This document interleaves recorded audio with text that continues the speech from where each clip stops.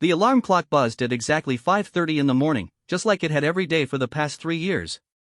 Sarah Mitchell rolled out of bed with the precise movements of someone who had been waking up early for most of her adult life. Her small apartment was neat and organized, everything in its proper place. The walls were bare except for a few generic landscapes she had bought at a department store. Nothing personal. Nothing that would make visitors ask questions. She pulled on her jogging clothes and stepped outside into the cool morning air. The suburban neighborhood was still asleep, windows dark, driveways empty except for the occasional newspaper delivery truck. Sarah preferred it this way.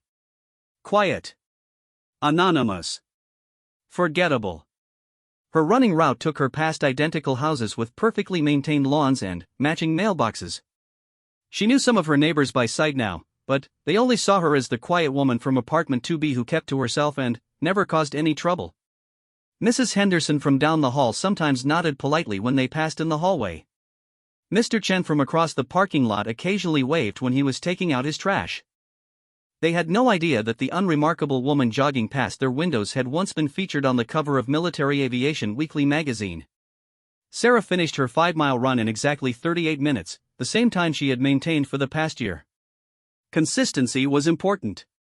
Routines kept you grounded when everything else in your life had changed beyond recognition. She showered, dressed in khaki pants and a polo shirt with the Riverside Municipal Airport logo, and ate breakfast while watching the morning news. The weather would be perfect for flying today. Clear skies, light winds, good visibility. Her students would be happy. The drive to the airport took 22 minutes through traffic that was just beginning to build as the city woke up. Riverside Municipal was a small facility that served general aviation aircraft and flight training schools. No military jets here, no supersonic engines screaming overhead, no urgent briefings about classified missions. Just civilian pilots learning to fly Cessnas and Pipers, and instructors like Sarah who taught them the basics of aviation. She parked her Honda Civic in the instructor lot and grabbed her flight bag from the back seat. The bag was well-worn leather, a gift from her squadron mates when she had left active duty. Inside were charts, checklists, logbooks, and emergency procedures manuals. Standard instructor equipment. Nothing that would hint at the fact that she had once memorized classified flight procedures for aircraft that officially didn't exist. The flight school office was already busy when Sarah walked in. Jenny Martinez, the scheduling coordinator, was on the phone with a student trying to reschedule a lesson. Tom Bradley, another instructor, was reviewing weather reports at his desk. Mike Peterson, the school's chief instructor, was drinking coffee and complaining about paperwork requirements from the Federal Aviation Administration. "Morning, Sarah," Mike called out as she signed in. "You've got 3 students today. Johnson at 8, Williams at 10, and that new kid Patterson at 2 this afternoon." Sarah nodded and checked her schedule. Johnson was working on his commercial pilot license and needed practice with instrument approaches. Williams was a weekend warrior who flew for fun and wanted to brush up on crosswind landings. Patterson was 17 years old and saving money from his part-time job to pay for flying lessons because he dreamed of becoming an airline pilot someday. She enjoyed teaching, even if it was nothing like the flying she used to do. There was satisfaction in watching students progress from nervous beginners who gripped the controls too tightly to confident pilots who could handle their aircraft with skill and precision. Some of them reminded her of herself at that age, hungry to fly anything with wings and convinced they were destined for greatness in the sky. Of course, none of them knew that their quiet instructor had once been one of only 12 women selected to fly the F-22 Raptor in combat operations. They didn't know she had completed over 200 combat sorties in Iraq and Afghanistan. They had no idea that she had been shot down twice and survived both times through a combination of skill, training, and what her commanding officers had called supernatural luck. To them, she was just Sarah, the instructor who was patient with their mistakes and never raised her voice when they forgot to check their blind spots or came in too fast on landing. At 7:45, Robert Johnson arrived for his lesson. He was a 35-year-old accountant who worked for a local real estate company and flew on weekends. Johnson was a decent pilot who took instruction well and rarely made the same mistake twice. Today they would be working on precision approaches using the airport's instrument landing system. "How's the wife doing?" Sarah asked as they performed the pre-flight inspection on the Cessna 172 they would be flying. "Good, thanks for asking. She's still not thrilled about me spending so much money on flying, but she's getting used to it." Johnson ran his hand along the wing, checking for any damage or irregularities. My daughter wants to start taking lessons when she turns 16 next year. Flying runs in families sometimes, Sarah said, though she couldn't speak from personal experience. Her own family had been horrified when she joined the Air Force instead of going to college like her parents had planned. They had never understood her need to fly, her certainty that she belonged in the cockpit of a fighter jet. Even now, they thought she had wasted her potential by choosing military service over a normal career. The lesson went smoothly. Johnson's instrument work was improving steadily, and he managed 3 consecutive approaches within acceptable tolerances. Sarah made notes in his logbook and scheduled his next session. By 10:15, she was ready for her second student of the day.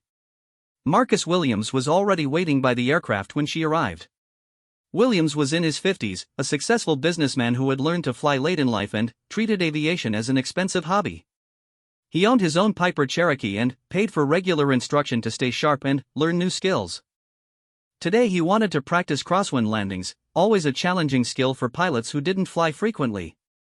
The wind was coming from the northwest at 15 knots, creating a perfect crosswind condition for runway 09. Sarah demonstrated the proper technique on the first landing, showing Williams how to crab into the wind during approach and, then, straighten the aircraft just before touchdown.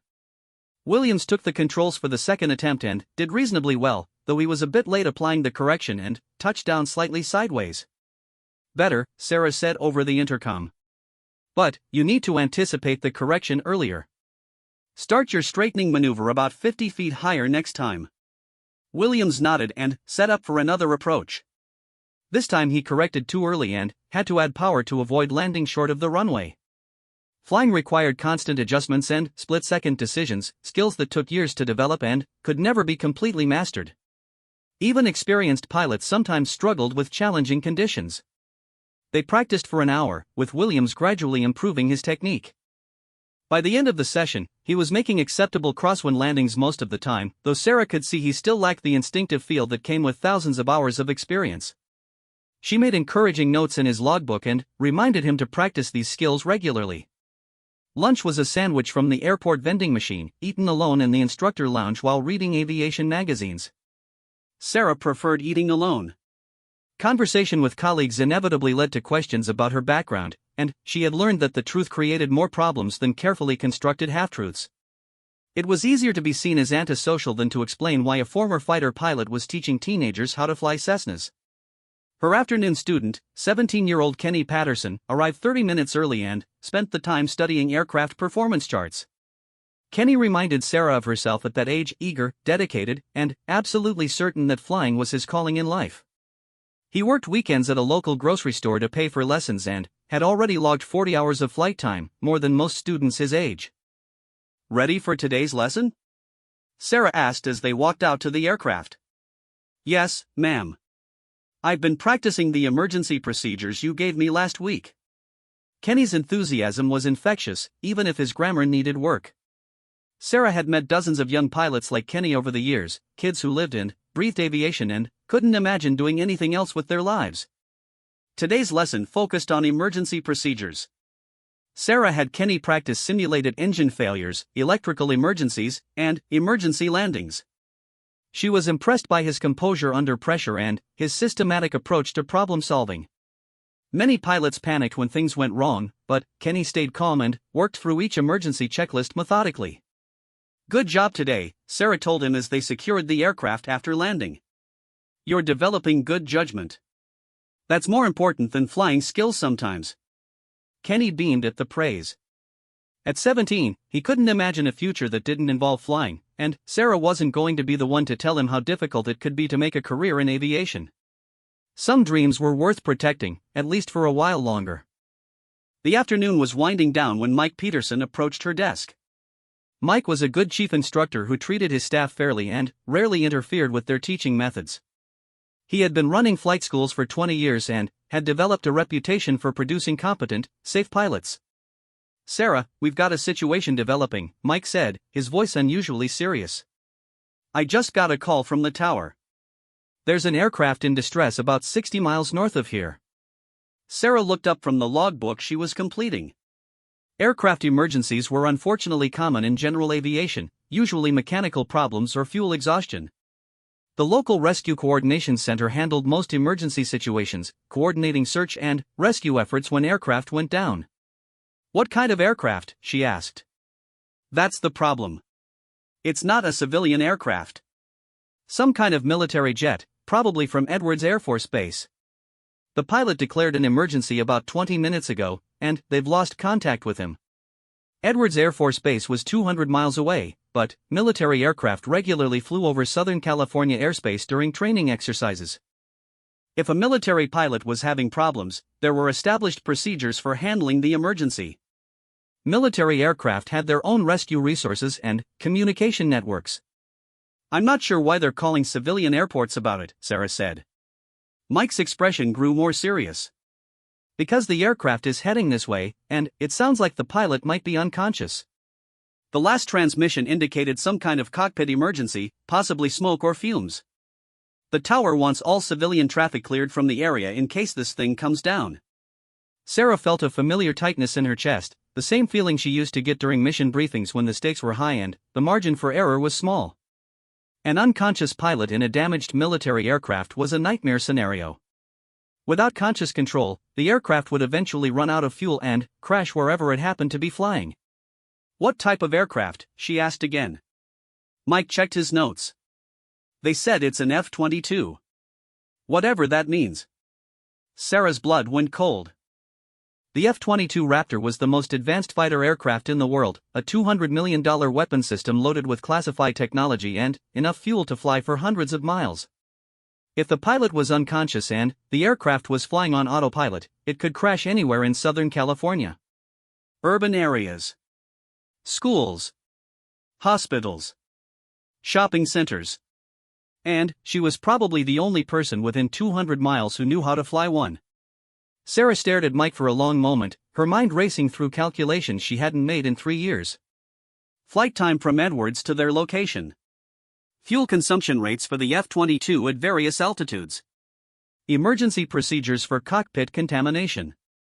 The information came flooding back as if she had reviewed it yesterday, muscle memory encoded in neural pathways that years of civilian flying hadn't erased. "Sarah? You okay?" Mike was looking at her with concern. "You look like you've seen a ghost."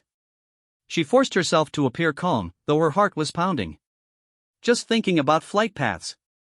If a military jet is heading this way, we should definitely clear the airspace." Mike nodded and reached for his radio to contact the tower. While he coordinated with air traffic control, Sarah stepped outside and scanned the horizon. The sky was clear and blue, with scattered clouds at 8,000 feet. Perfect flying weather that was about to become perfect crashing weather if something wasn't done soon.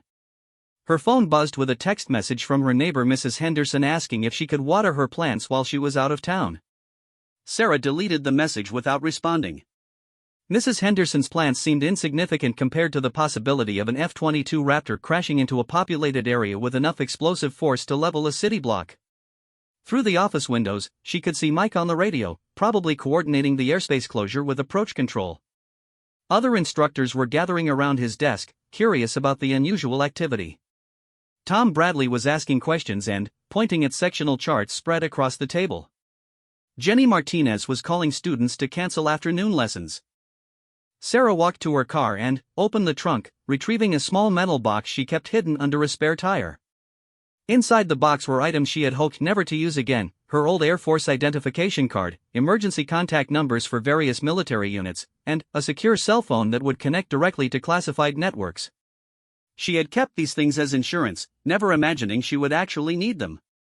The secure phone connected on the second ring. "Operations Center, this is Sergeant Williams." "This is Colonel Mitchell, call sign Ghost, service number 2847 Delta Tango 7.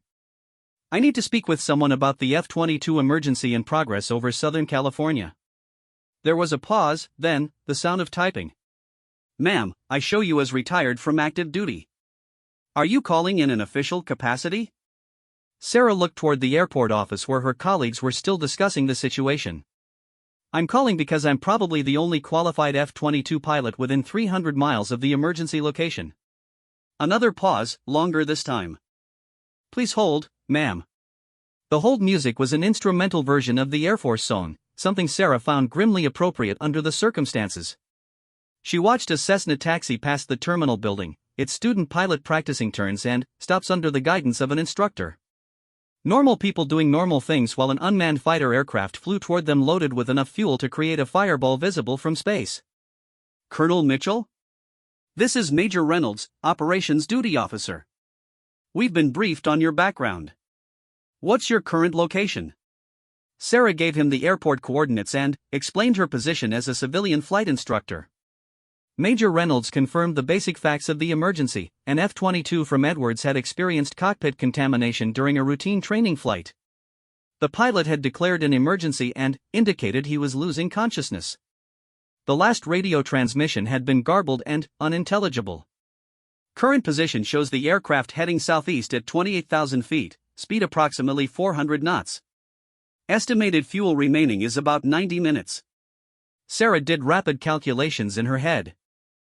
The aircraft was flying toward one of the most densely populated regions in the United States. Los Angeles. Orange County.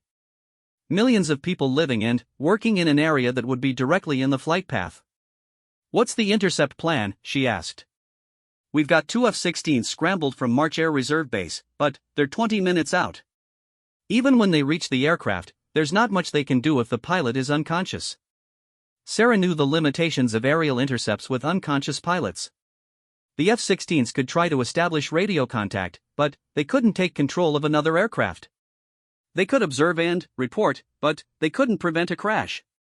In the worst-case scenario, they might be ordered to shoot down the F-22 before it reached a populated area, trading one pilot's life for potentially thousands of civilian casualties. "I need to get airborne," Sarah said. "Ma'am, you're not authorized for military operations. You've been retired for 3 years. I'm not asking for authorization. I'm telling you that an F-22 is about to crash somewhere in Southern California, and I might be able to prevent it." There was background noise on the line, voices discussing options and protocols. Sarah could imagine the scene in the operations center, duty officers consulting manuals, supervisors making phone calls to higher headquarters, everyone trying to figure out how to handle an unprecedented situation. "Colonel Mitchell, even if we could authorize your involvement, you don't have access to a suitable aircraft. The F-22 is flying at 28,000 feet and 400 knots. You'd need a high-performance interceptor to reach it." Sarah looked toward the far end of the airport, where a chain-link fence separated the civilian facility from a small Air National Guard unit that used the field for weekend training exercises. She had noticed their aircraft during her 3 years at Riverside but had never paid much attention to them. Now she wished she had been more observant. "What's stationed at the guard unit here?" she asked. More typing, then Major Reynolds came back on the line. "Shows a detachment from the 144th Fighter Wing. They've got two F-16s assigned for training operations." F-16s. Sarah had flown F-16s early in her career, before transitioning to the F-22 program. They were older aircraft but still capable of high-altitude, high-speed flight. More importantly, they were probably fueled and ready for a training mission that had been cancelled due to the emergency airspace closure. "I need access to one of those aircraft," Sarah said. "Ma'am, that's not possible. You're not current in type, you haven't flown military aircraft in 3 years, and you don't have authorization for." Sarah ended the call and dialed a different number, one she hadn't used since leaving active duty. The phone rang 4 times before a familiar voice answered. "General Morrison's office, this is Captain Blake." "This is Sarah Mitchell." "I need to speak with the general immediately." "Colonel Mitchell? I thought you were retired." "I am retired. And right now there's an F-22 heading for Los Angeles with an unconscious pilot. I need 5 minutes with General Morrison." General Morrison had been Sarah's wing commander during her final assignment before retirement. He had tried to convince her to stay in the Air Force, offering her promotion opportunities and choice assignments. She had declined, burned out from years of combat deployments and ready for a quieter life. Now she was about to ask him for the biggest favor of her career. "Sarah? What's going on?" General Morrison's voice was crisp and professional, but she could hear genuine concern beneath the military bearing. Sarah explained the situation quickly and concisely, using the briefing style she had perfected over 15 years of military service. aircraft type, location, probable cause of emergency, current status, and recommended course of action. General Morrison listened without interrupting, occasionally making notes. You're asking me to authorize a retired officer to take unauthorized control of a military aircraft to attempt an intercept mission with an unconscious pilot, he said when she finished. Yes, sir. Do you have any idea how many regulations that would violate? Hundreds, probably. But I also know that F-22 is going to crash somewhere, and I might be the only person who can prevent it from happening in a populated area. There was a long pause. Sarah could hear background noise in the general's office, probably staff members discussing the emergency. Everyone would be watching radar displays and tracking the aircraft's progress, calculating impact zones and casualty estimates. What makes you think you can succeed where other options might fail? General Morrison asked. Sarah had been expecting this question. Because I've been in that cockpit, sir. I know the aircraft systems, the emergency procedures, the backup controls. If the primary pilot is unconscious, there might still be ways to influence the aircraft's flight path using remote systems or emergency overrides. But it requires getting close enough to establish a data link connection. And you think you can fly an F-16 to intercept altitude after 3 years of civilian flying? I think I'm the best option available, sir. Another pause, then, the sound of General Morrison consulting with someone else in his office. Sarah used the time to study the Air National Guard facility across the fence from the civilian airport. She could see aircraft hangars and what appeared to be maintenance vehicles. If there were F-16 stationed there, they would be in the hangars or on the flight line, hopefully fueled and ready for operation. Sarah, I'm going to do something that will probably end my career, General Morrison said. I'm authorizing you to take whatever action you deem necessary to prevent civilian casualties from this emergency. Consider yourself recalled to temporary active duty as of right now. Sarah felt a surge of adrenaline mixed with terror. She had just been handed authorization to steal a fighter aircraft and attempt an intercept mission that could easily result in her death or the deaths of thousands of innocent people. Thank you, sir. Don't thank me yet. Just bring everyone home safely. Sarah ended the call and looked toward the Air National Guard facility. Getting access would require getting past security fences, convincing Guard personnel to let her near their aircraft, and then, hoping she could remember how to operate systems she hadn't touched in 3 years. It seemed impossible. But impossible was better than doing nothing while an F-22 crashed into downtown Los Angeles. She walked back into the flight school office, where Mike Peterson was still coordinating with air traffic control. The other instructors looked up as she entered, their faces showing the stress of an unprecedented situation. Mike, I need to tell you something, Sarah said. And you're not going to believe it. Mike Peterson looked up from his radio with exhaustion written across his face. The past hour had been a constant stream of phone calls, airspace closures, and coordination with military officials who seemed to change their story every few minutes. The last thing he needed was another complication from one of his instructors. Sarah, unless it's directly related to this emergency, can it wait? I've got 3 different agencies telling me different things about it is related to the emergency, Sarah interrupted. And what I'm about to tell you is going to sound completely insane. Tom Bradley and Jenny Martinez stopped their own conversations to listen. The office had become a crisis management center, with sectional charts spread across every surface and multiple radios crackling with air traffic control updates. The atmosphere was tense, the kind of controlled chaos that developed when experienced aviation professionals faced a situation they had never encountered before. Sarah took a deep breath. The F-22 that's heading this way? I used to fly them. For 15 years, I was an Air Force fighter pilot. My call sign was Ghost. The office went completely silent. Mike stared at her as if she had announced she was secretly a movie star or professional athlete. Tom Bradley's mouth actually fell open. Jenny Martinez set down her coffee cup with a slight clink that seemed loud in the sudden quiet. Sarah, Mike said slowly, you've been teaching Cessna students for 3 years. You've never mentioned any military background. Because I didn't want to mention it. I retired from the Air Force and came here specifically because I wanted a quiet, normal life away from all the military stuff. Sarah could see disbelief in their faces, and she couldn't blame them. The idea that their mild-mannered colleague had been a combat pilot seemed absurd even to her. Prove it, Tom said bluntly. Sarah reached into her pocket and pulled out her old military identification card, the one she had retrieved from the box in her car. The photo showed her in dress blue uniform with captain's bars on her shoulders. Her hair was shorter in the picture, and her face looked harder, more serious. It was the face of someone who had seen combat and made life-or-death decisions on a regular basis. Mike examined the ID card carefully, reading every detail. Colonel Sarah Mitchell, United States Air Force. This says you retired 3 years ago. He looked up at her with new understanding. Colonel? I was promoted to colonel just before retirement. Most people don't know that flight instructors can have military backgrounds. We don't usually advertise it. Jenny Martinez was shaking her head in amazement. You mean all this time, when we've been talking about flying and giving you advice about students, you were trying to be polite and not mention that I had more flight experience than everyone in this room combined, Sarah finished. Look, my background isn't important right now. What's important is that F-22 flying toward Los Angeles, and I might be able to do something about it. Mike handed back her identification card. What kind of something? Sarah pointed to the Air National Guard facility visible through the office windows. Those F-16s across the fence. I need access to one of them so I can intercept the F-22 before it reaches populated areas. The silence returned, even deeper than before. Sarah could see her colleagues processing the implications of what she had just proposed. Tom Bradley was the first to speak. You want to steal a military fighter jet?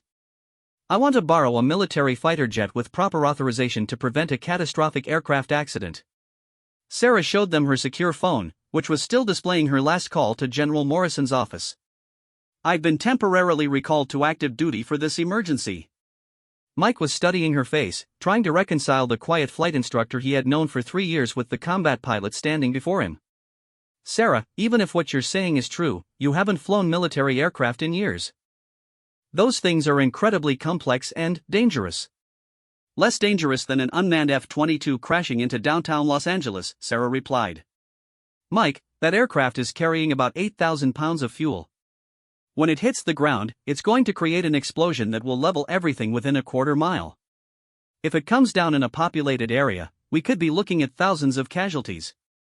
Jenny Martinez was checking her computer, probably looking up information about F-22 aircraft and their capabilities. How do you know so much about the fuel load? Because I've flown hundreds of hours in F-22s. I know exactly how much fuel they carry, how fast they burn it, and what happens when they crash. Sarah could see doubt in their faces, and she didn't have time for a lengthy explanation of her military career. Look, I understand this is hard to believe, but we don't have time to discuss my qualifications. Every minute we waste talking is a minute closer to impact. Mike made a decision. What do you need from us? Access to the guard facility and someone who can help me get through their security. I also need you to coordinate with air traffic control to make sure I have a clear departure path once I get airborne. Tom Bradley was looking at sectional charts, tracing flight paths with his finger. The guard unit has been pretty quiet lately. I'm not sure they even have anyone on duty today. Sarah had considered that possibility. Weekend guard units often operated with minimal staffing, especially during non-flying periods. If the facility was locked down or unmanned, she would have to find another way to access their aircraft. Only one way to find out, she said. Mike, can you call the tower and find out if the guard unit is active today? While Mike made the call, Sarah gathered her flight gear and tried to prepare mentally for flying a fighter aircraft after 3 years of civilian aviation. The basic skills would still be there, encoded in muscle memory and thousands of hours of training. But fighters were unforgiving aircraft that demanded split-second reactions and precise control inputs. Even experienced pilots could make fatal mistakes if they weren't completely focused. Mike finished his call and turned back to the group. Good news and bad news. The guard unit has 2 F-16s on the flight line, fueled and ready for a training mission that was cancelled due to the airspace closure. Bad news is they only have 3 people on duty, and none of them are pilots. Sarah felt a mix of relief and concern. Available aircraft was good news, but she would need cooperation from the guard personnel to get access. Military facilities took security seriously, especially when it came to fighter aircraft. She couldn't simply walk up to the fence and ask to borrow a $2 billion weapon system. I'll deal with the guard personnel, she said. Jenny, can you help me with something? Jenny looked up from her computer, where she had been reading articles about F-22 capabilities and recent Air Force operations. What do you need? Call the local news stations and tell them to broadcast emergency warnings about possible aircraft debris. Don't mention specific details, just advise people in the area to stay indoors and away from windows until further notice. Sarah, Mike said quietly, are you really sure about this? I mean, what you're proposing to do. Sarah met his eyes and saw genuine concern for her safety. Mike had been a good boss and a decent man who cared about his employees. She appreciated his worry, but there wasn't time for sentiment. Mike, I spent 15 years flying combat missions in Iraq and Afghanistan. I've been shot down twice and survived both times. I've landed damaged aircraft on carriers in the middle of storms and flown humanitarian missions into war zones. This is what I trained for my entire military career. Tom Bradley was shaking his head. But why didn't you ever mention any of this? I mean, we've been working together for 3 years. Because I wanted to leave that life behind. I was tired of combat and missions and constant pressure. I came here because I wanted to teach kids how to fly and live a quiet, normal life. Sarah looked around the office at charts and radios and the controlled chaos of an aviation emergency. Apparently, normal wasn't an option. Jenny Martinez had finished her calls to local media and was monitoring radio transmissions from air traffic control. Sarah, they're saying the F-22 has changed course slightly. It's now heading more toward Orange County than Los Angeles. Orange County was densely populated but not quite as urban as downtown Los Angeles. Still, a fighter aircraft crash anywhere in Southern California would be catastrophic. Sarah checked her watch and calculated flight times and fuel consumption rates. How long until those F-16s from March reach intercept position? Maybe 15 minutes, Mike replied, consulting his notes from previous radio calls. 15 minutes might be too late, depending on the F-22's exact flight path and remaining fuel. Sarah needed to get airborne as soon as possible, even if it meant taking risks that would normally be unacceptable. I'm going to the guard facility, she announced. If anyone asks where I went, tell them I'm trying to prevent a disaster. She headed for the door but stopped when Jenny called her name. Sarah? Be careful. I know we don't really know you, but just be careful. Sarah nodded and walked outside into the afternoon sunlight. The civilian airport looked peaceful and normal, with aircraft parked neatly on the flight line and maintenance crews going about their routine tasks. None of them knew that their quiet colleague was about to attempt something that belonged in an action movie rather than real life. The Air National Guard facility was separated from the civilian airport by a chain-link fence topped with razor wire. Sarah could see 2 F-16s parked near a hangar, their sleek gray forms looking lethal even when motionless on the ground. Security cameras monitored the perimeter, and warning signs indicated that unauthorized access was prohibited by federal law. Sarah walked along the fence until she found the main gate, which was secured with an electronic lock. A small guard shack stood next to the entrance, but it appeared to be empty. She pressed the intercom button and waited. Guard Duty Office, Sergeant Murphy speaking. Sergeant Murphy, this is Colonel Sarah Mitchell, United States Air Force.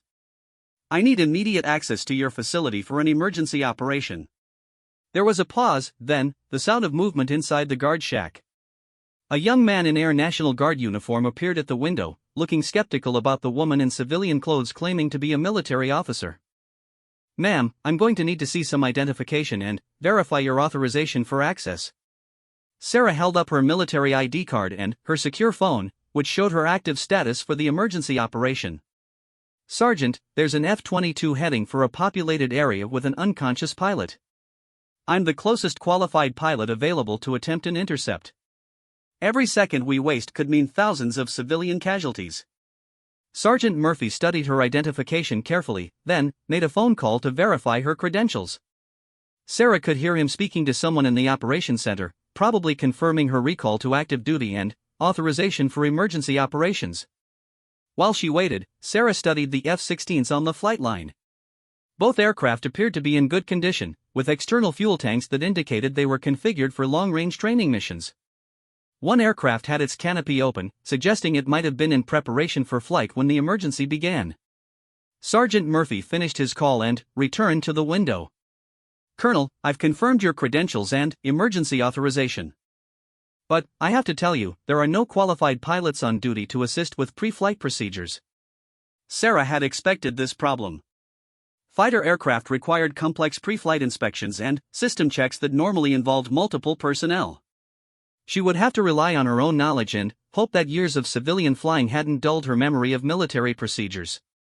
"I'll handle my own pre-flight," she said. "I just need access to the aircraft and assistance with ground power and communication systems." Sergeant Murphy hesitated, clearly uncomfortable with the unusual situation. Sarah could see him weighing regulations against the emergency circumstances, trying to make a decision that no training manual had prepared him for. "Sergeant," Sarah said gently, "in about 30 minutes, an F-22 Raptor is going to crash somewhere in Southern California. I'm the only person within 300 miles who might be able to prevent that crash. Are you going to help me, or are we going to follow regulations while thousands of people die?" Sergeant Murphy made his decision and unlocked the gate. The gate clicked open and Sarah stepped onto the Air National Guard facility for the first time in 3 years. The familiar smell hit her immediately: jet fuel, hydraulic fluid, and the metallic scent of military aircraft. It was a smell that brought back memories of briefing rooms and flight lines, of pre-dawn missions and post-flight debriefs. For 3 years she had avoided military bases, preferring the simpler world of civilian aviation. Now she was back, and it felt like coming home to a house she had tried to forget. Sergeant Murphy led her across the tarmac toward the F-16s. Both aircraft were single-seat fighters, painted in the standard gray camouflage scheme used by Air National Guard units. The closer aircraft had tail number 86-0291, and Sarah could see that its systems were already powered up for the training mission that had been cancelled. "Colonel, I need to ask, when was the last time you flew one of these?" Sergeant Murphy gestured toward the F-16s with obvious concern. Sarah did rapid calculations in her head.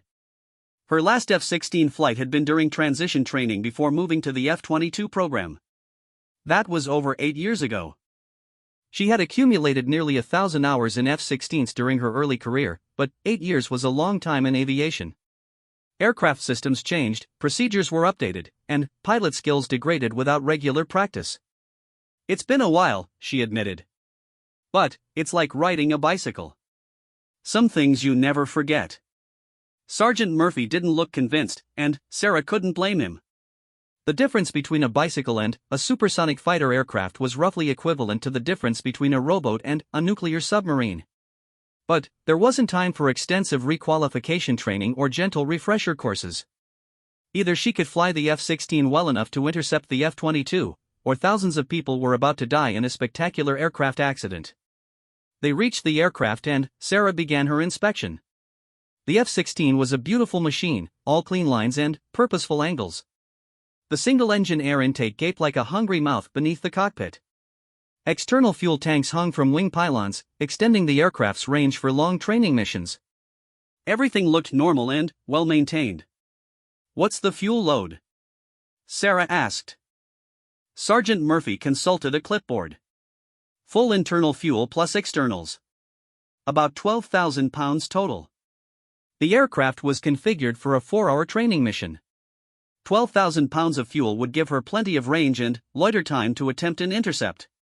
The F-16's single engine was powerful enough to climb to 30,000 feet and accelerate to supersonic speeds, matching the performance envelope of the runaway F-22.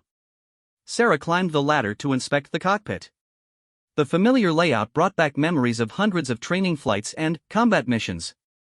The heads-up display mounted above the instrument panel. The hands-on throttle and stick controls that allowed pilots to operate critical systems without taking their eyes off the target. The ejection seat with its complex web of straps and connections.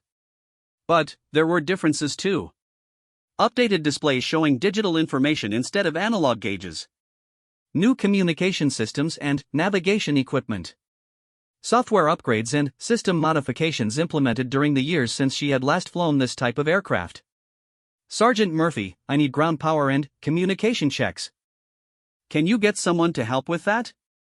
"Yes, ma'am. Sergeant Williams is our crew chief today, and he knows the aircraft systems." Sarah continued her inspection while Sergeant Murphy called for assistance. The F-16's general condition was excellent, with no obvious maintenance issues or warning tags. The Air National Guard took aircraft maintenance seriously, and their part-time status didn't prevent them from maintaining professional standards. Sergeant Williams arrived within minutes, an older man with the confident bearing of someone who had spent decades working on fighter aircraft. He took one look at Sarah and raised his eyebrows questioningly. "Colonel Mitchell is conducting an emergency intercept mission," Sergeant Murphy explained quickly. "She needs ground power and communication checks as soon as possible." Sergeant Williams nodded professionally and began connecting ground power cables to the aircraft. Military maintenance personnel were accustomed to unusual situations and rapid changes in mission requirements. Sarah appreciated his no-questions-asked approach to getting the aircraft ready for flight. "Ma'am, communication systems are online and checked good," Sergeant Williams reported. "Ground power is connected, and all aircraft systems show normal indications." Sarah climbed into the cockpit and began strapping herself into the ejection seat. The familiar ritual of buckles and connections felt automatic, like muscle memory taking over from conscious thought. She adjusted her helmet and connected communication and oxygen lines. The cockpit came alive as aircraft systems powered up. Displays glowed with system status information and navigation data. The heads-up display projected flight information directly in front of her eyes. Warning lights tested themselves in sequence, then went dark as each system reported normal operation. Sarah began working through the pre-flight checklist from memory, testing flight controls and verifying system configurations. Each switch position and control movement felt familiar despite the years away from military flying.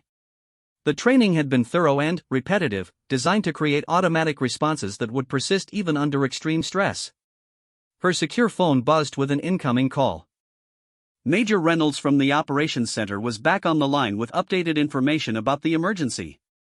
"Colonel Mitchell, the F-22 has descended to 24,000 feet and reduced speed to 350 knots.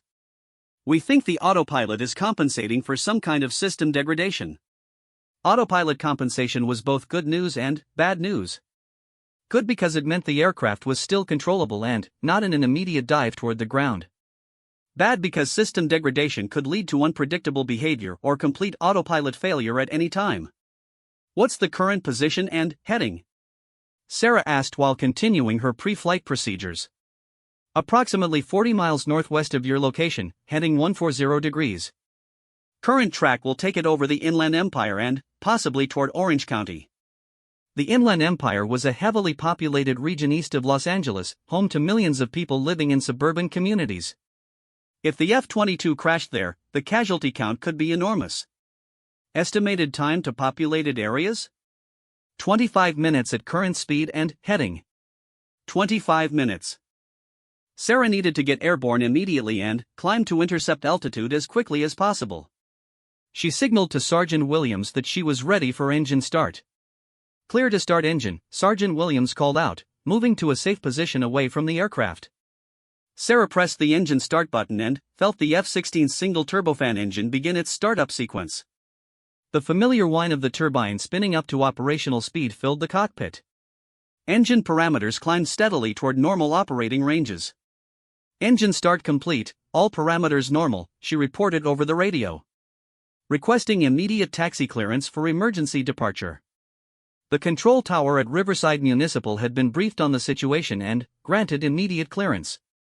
Sarah released the parking brake and began taxiing toward the runway, running through final system checks as the aircraft rolled across the tarmac. The F-16 felt different from the civilian aircraft she had been flying for 3 years. More responsive, more powerful, more alive. The controls required precise inputs and constant attention. This was a machine designed for combat, where split-second reactions could mean the difference between life and death. Sarah reached the runway and aligned the aircraft for takeoff. The tower cleared her for immediate departure with no delays. She advanced the throttle to full military power and felt the engine's thrust press her back into the ejection seat. The F-16 accelerated rapidly down the runway, gaining speed at a rate that would terrify civilian pilots. At 150 knots, Sarah pulled back on the stick and felt the aircraft lift off cleanly. The ground fell away as she entered a steep climb toward intercept altitude. The familiar sensation of high-performance flight returned immediately, as if the intervening years of civilian flying had never happened. "Riverside Tower, Ghost 1 is airborne and climbing to flight level 300. Requesting vector to intercept emergency aircraft. Ghost 1, turn left heading 320 degrees, climb and maintain flight level 300. You are cleared direct to intercept. Sarah banked the F-16 toward the northwest and continued climbing through 20,000 feet. The aircraft performed flawlessly, with all systems operating normally. Below her, Southern California spread out like a detailed map, urban areas giving way to mountains and desert in the distance. Her radio crackled with a transmission from the F-16s launched from March Air Reserve Base. Ghost 1, Ranger flight is 20 miles south of your position, climbing to intercept altitude. What's your plan for the emergency aircraft? Sarah keyed her microphone while monitoring her climb rate and heading. Ranger flight, I'm going to attempt close approach to assess pilot condition and aircraft status. If the pilot is conscious, I'll try to establish communication and guide him to a safe landing. If he's unconscious, I'll attempt to activate emergency systems remotely. Ghost 1, be advised that remote system activation on F-22 aircraft requires classified procedures and encrypted data links. Sarah smiled grimly. The other pilots didn't know about her F-22 background, and she wasn't about to explain it over an unsecured radio channel. Ranger flight, I'm familiar with F-22 emergency procedures. She leveled off at 30,000 feet and began scanning the sky for visual contact with the emergency aircraft. The F-22 should be visible as a distant speck against the blue sky, probably slightly below her altitude and ahead of her current position. Her radar detected a contact approximately 15 miles ahead, flying straight and level at 24,000 feet. Speed showed 350 knots, consistent with the last reported data from air traffic control. Sarah locked onto the target and began a gentle descent to intercept altitude. As she closed the distance, the emergency aircraft became visible as a gray diamond shape against the sky. The F-22 Raptor was unmistakable, with its angular stealth configuration and twin vertical stabilizers. From her position slightly behind and above, Sarah could see that the aircraft appeared to be flying normally, with no visible damage or smoke. Ghost 1 has visual contact with emergency aircraft, she transmitted. F-22 appears to be in normal flight configuration, no obvious external damage. Sarah maneuvered to a position alongside the F-22, about 500 feet away. Through the canopy, she could see the pilot slumped forward in his ejection seat, apparently unconscious. His helmet was tilted at an unnatural angle, and his hands were not visible on the flight controls. The sight of an unconscious pilot in a runaway fighter aircraft was every aviator's nightmare. Sarah had seen similar situations during her military career, usually ending in tragedy despite the best efforts of rescue personnel. But this time was different. This time she might be able to do something about it. She moved closer to the F-22, using gentle control inputs to maintain formation flight. The aircraft was flying smoothly on autopilot, but she could see subtle variations in altitude and heading that suggested system instability. Whatever had caused the cockpit contamination was also affecting the aircraft's flight control systems. Sarah activated her aircraft's encrypted communication system and attempted to establish a data link with the F-22. If she could access the emergency aircraft's computer systems, she might be able to override the autopilot and take remote control of the aircraft. The data link connection failed. Either the F-22 systems were too damaged to respond, or the aircraft was using security protocols that prevented external access. Sarah tried several different communication frequencies and encryption modes, but nothing worked. She checked her navigation display and felt her heart sink. The F-22 was now only 8 minutes from the outskirts of Orange County. Below them, she could see the urban sprawl of Southern California spreading to the horizon. Millions of people going about their daily lives, unaware that a runaway fighter aircraft was heading toward them loaded with enough fuel to level several city blocks. Sarah made a decision that went against every safety regulation and common sense principle she had ever learned. She was going to get close enough to the F-22 to physically access its emergency systems. Sarah positioned her F-16 directly behind the F-22, studying the emergency aircraft's configuration and trying to formulate a plan that wouldn't result in both aircraft crashing into Orange County. What she was contemplating had never been attempted in real life, only discussed in theoretical emergency procedures that most pilots hoped they would never need to use. The F-22's external fuel dump ports were located on the underside of the aircraft, designed to allow pilots to jettison fuel quickly in emergency situations. If Sarah could somehow activate those systems remotely, she might be able to reduce the aircraft's weight and extend its flight time while emergency crews prepared a landing site. But, first, she needed to try something even more dangerous. Sarah eased her F-16 forward until she was flying directly underneath the F-22, separated by less than 50 feet of vertical distance. At this range, she could see details of the other aircraft's landing gear doors and weapons bay panels. More importantly, she could see the external antenna array used for emergency communications. Military aircraft were equipped with backup communication systems designed to function even when primary radios failed. These systems used different frequencies and protocols, and could sometimes be activated by external signals from other aircraft. Sarah began transmitting on every emergency frequency she could remember, hoping to establish contact with any functioning systems in the F-22. Emergency aircraft, this is Ghost 1 on guard frequency. If you can hear this transmission, activate your emergency transponder. Nothing. Sarah tried different frequencies and protocols, broadcasting blind calls in hopes that some part of the F-22's communication system would respond. She was flying so close to the larger aircraft that wake turbulence from its engines was buffeting her F-16, requiring constant control inputs to maintain position. Her fuel gauge showed that she was burning fuel rapidly during the high-altitude intercept. The F-16 had enough fuel for several more hours of flight, but she couldn't maintain this dangerous formation flying indefinitely. Either she found a solution soon, or she would have to break off and watch the F-22 crash somewhere in the urban sprawl below. Sarah's radio crackled with a transmission from Ranger Flight, the F-16's from March Air Reserve Base. Ghost 1, we're approaching your position from the south. Recommend you clear the area so we can assess the situation. Sarah checked her navigation display and saw 2 radar contacts approaching rapidly from behind. The Ranger flight pilots were probably following standard intercept procedures, planning to observe the emergency aircraft from a safe distance and relay information to ground controllers. They had no way of knowing that the woman flying formation with an unconscious pilot had spent years developing the skills needed for exactly this type of emergency. Ranger Flight, maintain your distance, Sarah transmitted. I'm attempting emergency system activation. Ghost 1, you're flying dangerously close to the emergency aircraft. Recommend you clear to a safe distance. Sarah ignored the warning and continued her attempts to establish electronic contact with the F-22. She activated her aircraft's radar system and used it to scan the emergency aircraft at close range, looking for any signs of system activity or response to external signals. The radar sweep detected something unexpected. The F-22's weapon systems were active, with electronic signatures indicating that various sensors and computers were still functioning normally. This meant that the aircraft's primary systems were operational, even though the pilot was unconscious.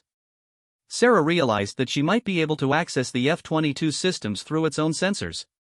Military aircraft used sophisticated radar and communication networks that allowed them to exchange data during formation flying and combat operations.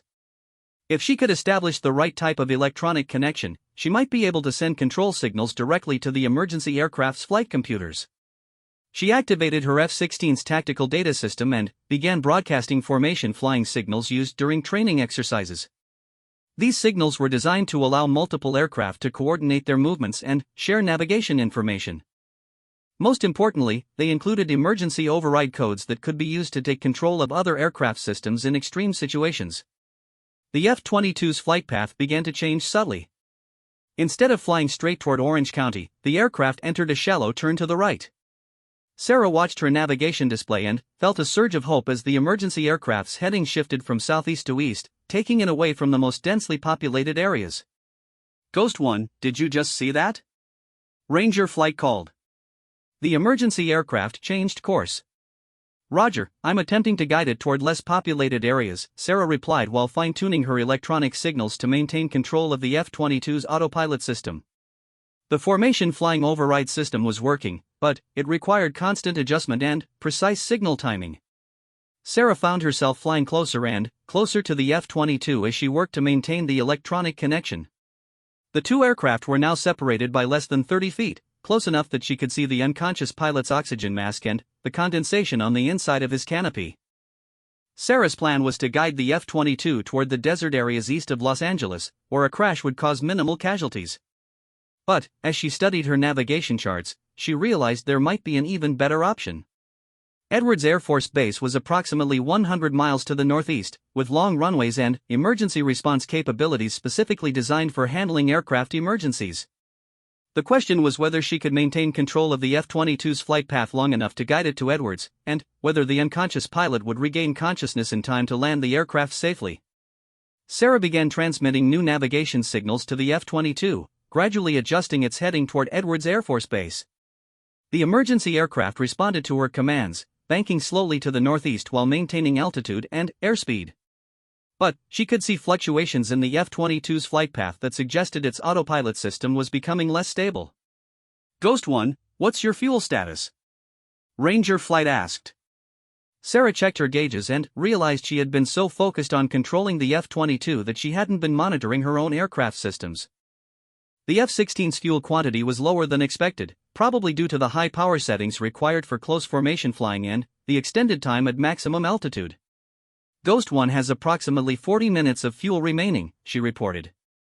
40 minutes would be enough to guide the F-22 partway to Edwards, but not enough to complete the entire intercept mission. Sarah would need to hand off control to another aircraft or find a way to wake up the unconscious pilot before her own fuel ran critically low. She tried broadcasting voice messages directly into the F-22's intercom system, hoping that loud audio signals might penetrate whatever had caused the pilot to lose consciousness. Emergency pilot, this is Ghost 1. If you can hear this message, key your microphone twice. Still no response.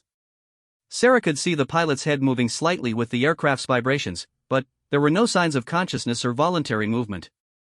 Ranger Flight had moved into position on the opposite side of the formation and were now flying parallel to Sarah and the emergency aircraft. She could see the other pilots watching her through their cockpit windows, probably amazed by the close formation flying she was maintaining with an uncontrolled aircraft. Ranger Leader to Ghost 1, we've been monitoring your formation flying signals. That's some impressive flying. Thanks, but I need to maintain concentration, Sarah replied while adjusting her position to compensate for a slight altitude change in the F-22. The three aircraft continued flying northeast toward Edwards Air Force Base, with Sarah maintaining electronic control of the emergency aircraft's autopilot system. Below them, the urban areas of Southern California gradually gave way to desert and mountains. Each mile they flew away from populated areas reduced the potential casualty count if the F-22 eventually crashed. Sarah's radio crackled with a transmission from Edwards Approach Control. Ghost 1, this is Edwards Approach. We've been briefed on your situation and have emergency crews standing by. What's your estimate for arrival? Sarah calculated flight times and fuel consumption rates in her head. Edwards Approach, estimate 25 minutes to your airspace. Be advised that the emergency aircraft pilot is still unconscious, and I may not be able to maintain control for the entire flight. Roger, Ghost 1. We have crash rescue crews and medical personnel standing by. Are you planning to attempt a remote landing? Remote landing. Sarah had considered the possibility, but it would require maintaining electronic control of the F-22 throughout the approach and touchdown phases of flight. Even the most experienced pilots found landing fighter aircraft challenging under normal conditions. Attempting to land an aircraft remotely while flying formation in another aircraft was probably impossible. Edwards Approach, I'll maintain control as long as possible, but you should plan for the possibility of an uncontrolled crash landing. Copy, Ghost 1. As they flew toward Edwards, Sarah continued broadcasting audio messages into the F-22's intercom system, hoping to wake the unconscious pilot. She tried everything from loud warning tones to recorded messages about emergency procedures. Nothing seemed to work. Then, just as Sarah was beginning to think the situation was hopeless, she saw movement in the F-22's cockpit. The pilot's head lifted slightly, and his right hand moved toward the flight controls. He was regaining consciousness. Sarah immediately began broadcasting voice messages with flight information and emergency procedures. Emergency pilot, this is Ghost 1 flying formation on your right side. You've been unconscious for approximately 40 minutes. Your aircraft is flying on autopilot toward Edwards Air Force Base. Do you understand this transmission? For several agonizing seconds, there was no response. Then, a weak voice came over the emergency radio frequency. Ghost 1, this is Captain Martinez. I copy your transmission. I'm having trouble with my vision and feeling dizzy, but I think I can take control of the aircraft. Sarah felt a wave of relief so intense it was almost overwhelming. Captain Martinez, you're doing great. Just take your time and don't make any sudden control inputs. I'm going to guide you through the approach procedures for Edwards. Over the next 15 minutes, Sarah talked Captain Martinez through a gradual recovery to normal flight operations. She helped him assess his aircraft systems, verify his navigation equipment, and prepare for an emergency landing at Edwards. The young pilot was clearly suffering from the effects of whatever had caused his loss of consciousness, but he was alert enough to follow instructions and operate his aircraft safely. Edwards approach, emergency aircraft is under pilot control with Ghost 1 providing assistance, Sarah transmitted as they entered the airport's airspace. The landing at Edwards was textbook perfect. Captain Martinez brought his F-22 down the approach path with Sarah flying close formation beside him, ready to provide assistance if needed. Emergency crews were standing by as both aircraft touched down safely on the long runway. As Sarah taxied her F-16 toward the parking area, she felt the familiar mixture of exhaustion and exhilaration that followed successful combat missions. The adrenaline was beginning to wear off, replaced by the realization of what they had just accomplished. An unconscious pilot had been safely recovered. A runaway fighter aircraft had been prevented from crashing into populated areas. Thousands of lives had potentially been saved. Ground crews surrounded both aircraft as the engines shut down. Sarah climbed out of her F-16 and was immediately surrounded by Air Force personnel wanting to debrief the emergency mission. Captain Martinez was being helped from his cockpit by medical personnel, still unsteady but conscious and alert. General Morrison arrived at the flight line within an hour, along with investigators and safety officers who would spend weeks analyzing every detail of the emergency. Sarah found herself answering questions about her decision-making process, her remote control techniques, and her assessment of Captain Martinez's condition during the flight. Colonel Mitchell, General Morrison said privately as the debriefing session ended, "What you did today was either the most brilliant flying I've ever seen, or the most reckless." Sarah considered the general's comment carefully. "Sir, I think it was probably both." 3 days later, Sarah was back at Riverside Municipal Airport, teaching Kenny Patterson how to perform emergency landing procedures in a Cessna 172. It seemed almost surreal to be discussing engine failures and emergency checklists with a 17-year-old student after spending the previous week briefing Air Force investigators about formation flying with unconscious pilots. Kenny had seen the news reports about the F-22 emergency and the mysterious civilian pilot who had helped save the day. The media had been given minimal information about the incident, but rumors were circulating throughout the aviation community about an extraordinary rescue mission performed by an unnamed flight instructor. "Miss Sarah," Kenny asked as they performed pre-flight procedures, "did you hear about that fighter pilot who rescued that other fighter pilot? That must have been some pretty amazing flying." Sarah smiled and continued checking the Cessna's control surfaces. "Yes, Kenny. I heard about it. I mean, can you imagine flying that close to another aircraft at 30,000 feet? That pilot must have been really experienced."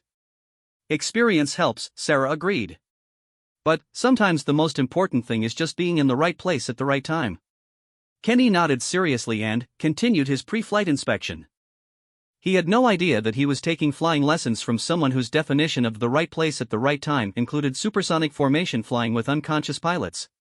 Sarah's phone buzzed with a text message from General Morrison. "Formal commendation approved. Ceremony next month if you're interested." Sarah deleted the message and continued teaching Kenny how to check fuel quantity and oil levels. Some stories were worth telling, but others were better kept secret. She had spent 3 years building a quiet, normal life in civilian aviation. Despite the events of the past week, she planned to keep it that way. "Ready for takeoff?" she asked Kenny as they finished their pre-flight procedures. "Yes, ma'am." "Ready for takeoff." Sarah smiled and climbed into the Cessna. It was good to be flying again, even if it was just pattern work with a teenage student. Some people were meant for extraordinary adventures, but sometimes the most extraordinary thing you could do was help someone else learn to fly.